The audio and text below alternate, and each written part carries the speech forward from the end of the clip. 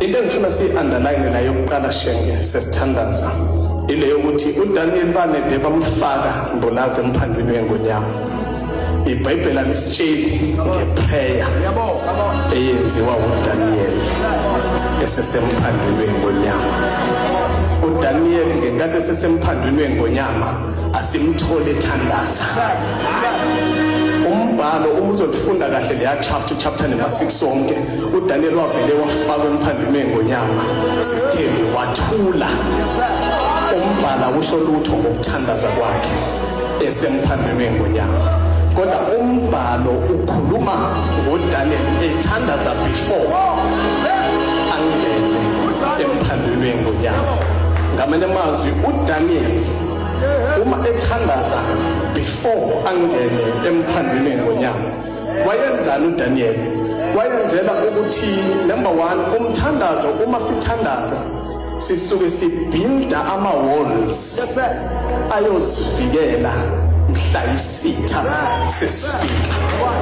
uDaniel akathandazanga emphandweni wengonyama kodwa wathandaza engakafakwa emphandweni wengonyama.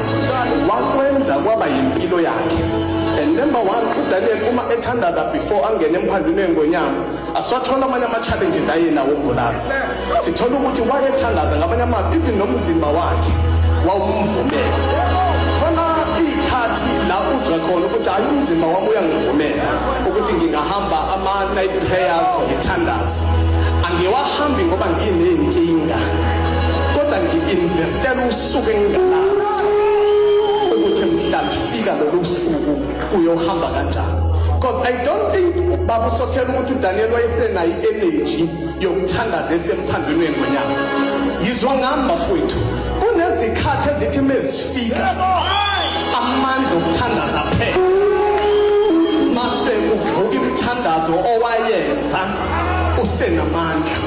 uDaniel emthandweni wengonyama akathwalanga umthandazo awenza phakathi kodwa wathwalwa umthandazo awenza before. Ngamanye amazwi njengoba sizothandaza la abanye bena bafune monto, abanye bena bafune promotion, abanye bena bafune muzi kodwa bazo-investa. Ba-investa into yobathwala mhla engenawo amandla. Umthandazo number 1 kungani umuntu kumele athandaze?